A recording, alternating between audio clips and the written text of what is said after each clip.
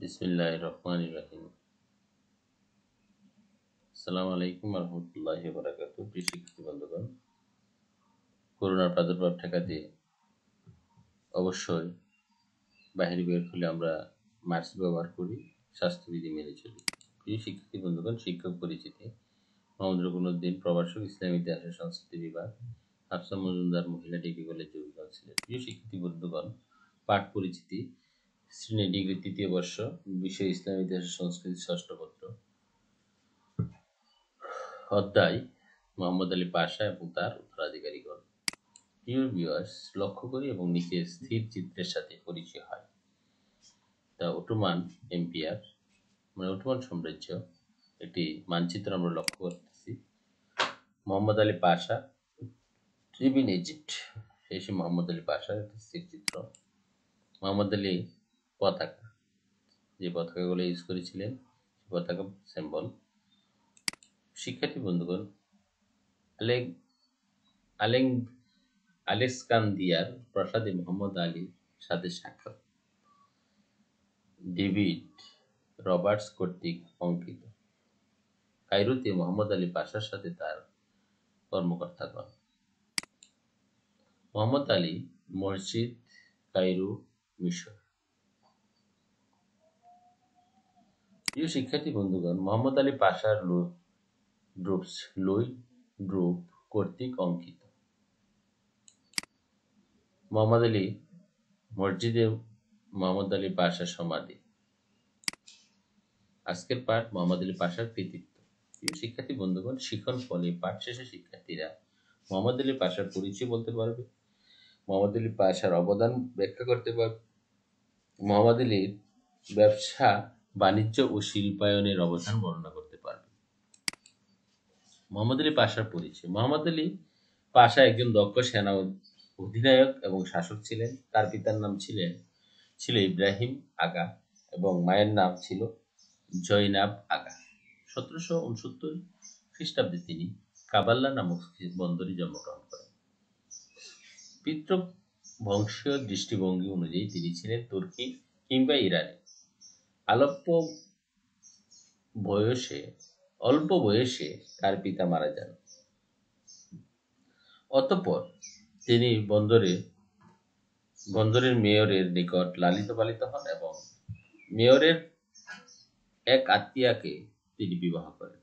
তিনি সেই সময় তামাক ব্যবসার সাথে জড়িত হন। তিনি প্রথমে কর আদায় করার দায়িত্ব পান। তার এই কাজের দক্ষতার জন্য তিনি আলবেনিয়া সেনাবাহিনীর সর্বাধিনায়ক পদে ভূষিত হন। তারই নেতৃত্বে মিশর পুনরায় ফরাসিদের থেকে উসমানীয়দের নিকট মিশর পুনর্দখল হয়। তিনি মিশরের মামলুকদের সমূলে ধ্বংস সাধন করেন। তিনি ওয়াহাবিদের পরাজিত করে হিজাজ প্রদেশকে উসমানীয়দের অধীনভুক্ত করেন। তিনি আলেকজান্দ্রিয়া থেকে ব্রিটিশ সেনাদের দমন করেন। তিনি মিশরের একাধিপত্য বিস্তার করে হুদিবে বংশ প্রতিষ্ঠা করেন। মোহাম্মদ আলী পাশার কৃতিত্ব। ভূমি সংস্কার। মোহাম্মদ আলী পাশা ইলতিজাম ব্যবস্থার প্রচলনের বিলুপ্তি ঘটান। কারণ ইলতিজাম এর জন্য হানজাসি আদায়কৃত রাজস্বের সিংহভাগ বঞ্চিত হতো। অন্যদিকে ভূমির কৃষকগণকে ভেগান হাঁটানো এবং মুলতাজিমদের তাদের উপর প্রভাব অত্যন্ত ব্যাপক ছিল। তাই তিনি মিশর জয় করার পর মুলতাজিমদের উপর নিয়ন্ত্রণ করা শুরু করেন। যে সকল মুলতাজিমগণ যথাসময়ে খাজনা আদায়ে ব্যর্থ হতেন, তাদের কাছ থেকে জমি রাষ্ট্রায়ত্তভাবে বাজেয়াপ্ত করা হতো। অন্যদিকে তিনি মামলুকদের অধিকারভুক্ত সকল জমি রাষ্ট্রীয়ভাবে বাজেয়াপ্ত করেন। 1809 থেকে 1814 খ্রিস্টাব্দ পর্যন্ত প্রায় 3 লক্ষ ফিদান জমি আবাদি হয়। কৃষকগণ উত্তরাধিকার সূত্রে তাদের জমি এবং সম্পত্তি লাভ নিশ্চিত করতে সক্ষম হন এবং তারা জমিতে উৎপন্ন ফসলের পূর্ণ অধিকার লাভ করল, যার ফলে পূর্বের ধ্বংসাত্মক নীতি পুরোপুরিভাবে বন্ধ হয়ে যায়। প্রিয় শিক্ষার্থী বন্ধুগণ, কৃষি নীতি 1842 সালে তিনি সর্বপ্রথম ইবাদিয়া জমির ব্যক্তিগত মালিকানা দিনের স্বীকৃতি প্রদান করেন এবং সেই নিয়ম অনুসারে তিনি ইবাদিয়া মালিকদের জন্য ভূমি হস্তান্তর, বন্ধক এবং বিক্রয় অধিকার নিশ্চিত করা হয়। রাষ্ট্রীয়ভাবে লাভবান হওয়ার জন্য তিনি ভূমি রাজস্বের ব্যবস্থা প্রবর্তন করেন, যা উহদা ভূমি নামে পরিচিত ছিল। এই ব্যবস্থা চালু হওয়ার ফলে রাষ্ট্র ব্যাপকভাবে উপকৃত হতে থাকে। 1844 খ্রিস্টাব্দে প্রায় 12 লক্ষ ফিদান জমির উপর উহদা ধার্য করা হয়েছিল। তিনি ওয়াকফ সম্পত্তির উপর কর আরোপ করেন। প্রিয় ভিউয়ার্স, তিনি উসমানীয়দের সেফতিলেক পদ্ধতি অবতারণা করেন, যার দ্বারা আলী পাশা এবং তার পরিবারের লোকজন প্রায় 1/6 জমির মালিকানা লাভ করেন। অর্থাৎ তার পরিবার লোকজন প্রায় 1 থেকে 6 অর্থাৎ 1 থেকে 6 পর্যন্ত জমির মালিকানা লাভ করেন। তিনি আবাদি জমিতে কৃষকদের কৃষিকাজের সুবিধার্থে প্রয়োজনীয় যন্ত্রপাতি, বীজ এবং পশু সরবরাহ করতেন। উৎপন্ন ফসলের একটি নির্ধারিত অংশ কৃষকদের জন্য নির্ধারিত ছিল এবং অপর অংশটি গুদামজাত করা হতো। প্রিয় শিক্ষার্থী বন্ধুগণ, মোহাম্মদ আলী পাশা অর্থকারী ফসল উৎপাদনের ব্যাপারে বিশেষভাবে জোর প্রদান করতেন। তার সময়ে সমগ্র মিশরে ব্যাপকভাবে ধান, ইক্ষু, নীল, রেশম এবং তুলা উৎপন্ন হতে থাকে। 1816 থেকে 1844 খ্রিস্টাব্দ পর্যন্ত মিশর থেকে প্রচুর পরিমাণে গম, বালি, শিম, ডাল, ভুট্টা রপ্তানি হয়। কৃষিকাজের সম্প্রসারণের লক্ষ্যে তিনি বহু ফরাসি কৃষি বিশেষজ্ঞদের রাষ্ট্রীয়ভাবে নিয়োগ দান করেন। তিনি কৃষিকাজের সম্প্রসারণের লক্ষ্যে অসংখ্য খাল বাঁধ নির্মাণ করেন। তার সময়ে বাহর শিবিন হাল, আখ হাতা বাহ হাল, মসজিদ আল হিদর হাল, আল আতফ হাল সহ বিভিন্ন হাল খনন করা হয়। তিনি জলসেচের নিশ্চিতের জন্য প্রায় 3800 সাকিয়া নির্মাণ করেছিলেন। লোক প্রশাসনে ও শাসন ব্যবস্থার সংস্কার।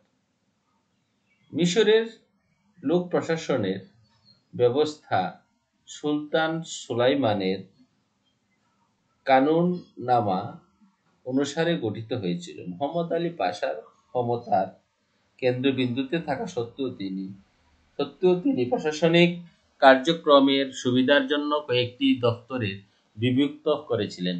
আর তার ভিতর দুটি পরিষদ বিশেষভাবে উল্লেখযোগ্য, যা হলো আল মজলিস আল আলা আল মালাকি এবং মজলিস আল জাহদিয়া।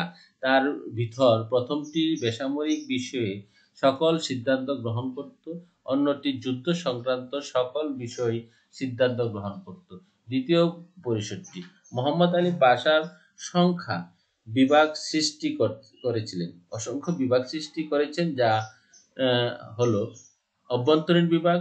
এই বিভাগের অধীনস্থ কর্মচারীগণ দেশের সার্বিক উন্নয়ন, আইন শৃঙ্খলা পরিস্থিতি এবং সাধারণ অবস্থা নিয়ে নিয়মিত প্রতিবেদন পেশ করত এবং তা একত্রিত করে ওয়ালির কাছে পেশ করত।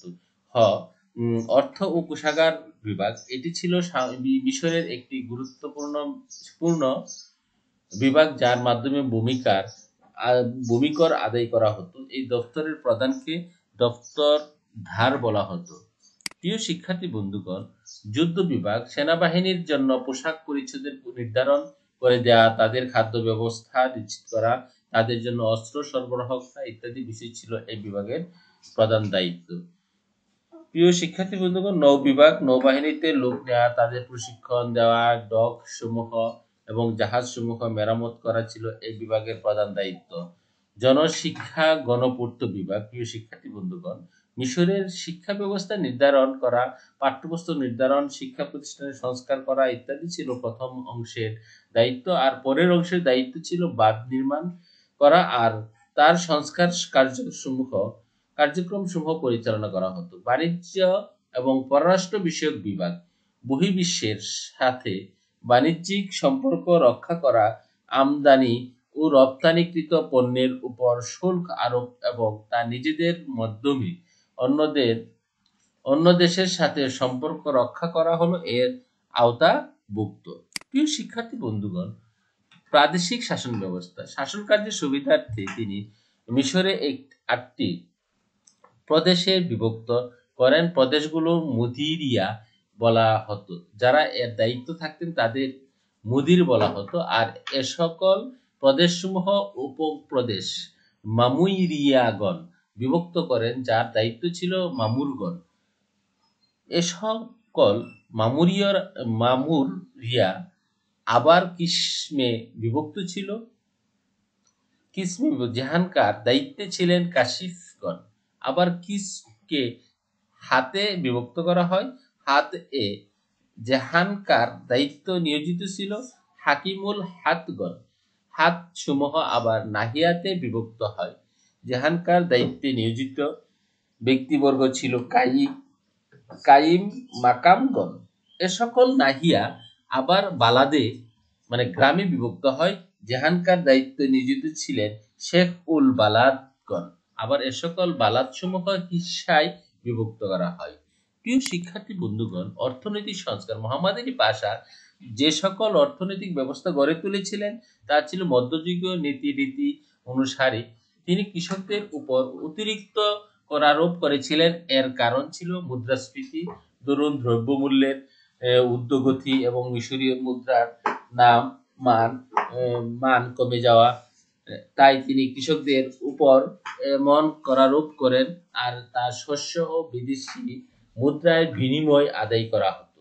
কেউ তার বিরুদ্ধে আন্দোলন করলে তিনি তা দমন করতেন। তিনি কৃষকদের কাছ থেকে কর সঠিকভাবে আদায় করার লক্ষ্যে ভূমি জরিপ পরিচালনা করেন। তিনি ভূমি ছাড়াও আরো নতুন নতুন বিষয়ে করারোপ করেন।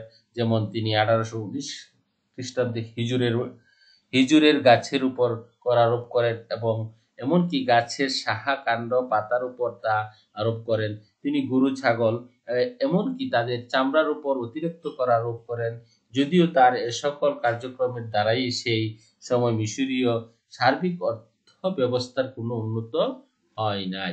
প্রিয় শিক্ষার্থী বন্ধুগণ, শিল্প বাণিজ্যের প্রসার, কৃষিক্ষেত্রে মোহাম্মদ আলী পাশা যেমন একচেটিয়া প্রভাবকে প্রতিষ্ঠিত করেছিলেন, তেমনি ভাবে তিনি শিল্পক্ষেত্রেও তিনি একই পদক্ষেপ গ্রহণ করেছিলেন। তিনি সকল ব্যক্তিগত বস্ত্র কারখানা সমূহের বিলোপ সাধন করে তা তিনি রাষ্ট্রায়ত্ত করেছিলেন। কোনো কাপড় সরকারি ছাপ না দেওয়া পর্যন্ত তা বাজারে বিক্রি করা হতো না। প্রত্যন্ত গ্রামাঞ্চলের মহিলাগণ যে সুতা কাপড় প্রস্তুত করতেন এবং তা সরকারি কর্মচারীগণ ক্রয় করে নিয়ে আসতো। সুতা বীজ করার জন্য অসংখ্য কেন্দ্র ছিল। মোহাম্মদ আলী পাশা কলকারখানা সমূহ আধুনিকায়ন করার লক্ষ্য গ্রহণ করেছিলেন। 1832 খ্রিস্টাব্দে ব্রিটিশ প্রতিনিধি বাকার এক প্রতিবেদনে উল্লেখ করেন যে তিনি সে সময় প্রায় $7 লক্ষ ব্যয় করেছিলেন। তিনি কারখানাগুলোতে বহু বৈদেশিক যন্ত্র আমদানি করে তা স্থাপন করেছিলেন এবং তিনি অসংখ্য বৈদেশিক শ্রমিক আমদানি করে তাদেরকে দিয়ে কারখানাসমূহ পরিচালনা করতেন। তার সময় প্রায় 29টি বস্ত্র মিল প্রতিষ্ঠিত হয়। 1840 খ্রিস্টাব্দে তার সময় প্রায় শ্রমিকের সংখ্যা ছিল 26,000, যা পরবর্তীতে 1859 খ্রিস্টাব্দে 50 লক্ষে উন্নীত হয়। বস্ত্র কারখানা ছাড়াও আরও অসংখ্য কারখানাসমূহ তার সময় প্রতিষ্ঠিত হয়। 1818 খ্রিস্টাব্দে তিনি শিল্পনীতি প্রণয়ন করেছিলেন। তিনি দেশের তুলা চাষের ব্যাপক প্রসার ঘটিয়েছিলেন। 1837 খ্রিস্টাব্দে তিনি 11টি জাহাজ, 800 অফিসার এবং 1000 নাবিক নিয়ে একটি বাণিজ্যিক বহর গড়ে তোলেন। প্রিয় শিক্ষার্থী বন্ধুগণ, জনকল্যাণমূলক কার্যক্রম। মোহাম্মদ আলী পাশা তার রাষ্ট্রীয় কার্যক্রমের পাশাপাশি অসংখ্য জনকল্যাণমূলক কার্যক্রম পরিচালনা করেন, যার দ্বারা প্রাচীন মিশরে চেহারা অতি স্বল্প সময়ে পরিবর্তন হতে থাকে। তিনি সমগ্র মিশরে বহু হাসপাতাল, ক্লিনিক, বাঁধ, রাস্তাঘাট, পুল, সেতু, খাল খনন এর মাধ্যমে মিশরে এক বৈপ্লবিক পরিবর্তন আনয়ন করেন। শিক্ষা ক্ষেত্রে সংস্কার। মোহাম্মদ আলী পাশা মিশরের পাশ্চাত্য জ্ঞান বিজ্ঞানের প্রবর্তন করেন। 1821 খ্রিস্টাব্দে তিনি সামরিক এবং বেসামরিক স্কুলে পাঠ্যপুস্তক প্রকাশের জন্য ছাপাখানা আমদানি করেন। ইউরোপীয় ভাষায় রচিত গ্রন্থসমূহ আরবি ভাষায় অনুবাদ হতে থাকে। তিনি দেশের শিক্ষা বিস্তারের জন্য একটি মেডিকেল কলেজ এবং একটি ইঞ্জিনিয়ারিং কলেজ প্রতিষ্ঠা করেন। ফরাসি শিক্ষা এবং বিজ্ঞানের উন্নয়নের লক্ষ্যে তিনি একটি বিদ্যালয় প্রতিষ্ঠা করেন। তিনি বিদেশ থেকে উচ্চ বেতন নিয়ে অসংখ্য শিক্ষক নিয়ে আসেন। তিনি দেশের যুবকদের উচ্চ শিক্ষা গ্রহণ করার জন্য বিদেশে প্রেরণ করেছিলেন। তার এই কার্যক্রমের জন্য তাকে আধুনিক মিশরের প্রতিষ্ঠাতা বলা হয়। প্রিয় শিক্ষার্থী বন্ধুগণ, সামরিক ক্ষেত্রে সংস্কার। মোহাম্মদ আলী পাশা নিজের ক্ষমতাকে টিকিয়ে রাখার জন্য একটি শক্তিশালী সামরিক বাহিনী গঠন করেছিলেন। তিনি মিশরের সেনাবাহিনীকে মুসলিম বিশ্বের সবচেয়ে আধুনিক সেনাবাহিনীতে রূপান্তরিত করেন। 18 বছর বয়স্ক সকল পুরুষ নারীদের জন্য সামরিক বাহিনীতে যোগদান করা ছিল বাধ্যতামূলক। তিনি ফ্রান্স এবং ব্রিটেন থেকে অস্ত্র ক্রয় করতেন। তিনি ফরাসি বিশেষজ্ঞদের দ্বারা একটি শক্তিশালী সেনাবাহিনী গঠন করেছিলেন। সৈন্যদের প্রশিক্ষণের জন্য তিনি একটি সামরিক বিদ্যালয় প্রতিষ্ঠা করেছিলেন। তিনি মিশরের নৌ বাহিনীকে শক্তিশালী করে তুললেন। তার সময় আলেকজান্দ্রিয়াতে একটি জাহাজ নির্মাণ কারখানা প্রতিষ্ঠিত হয়।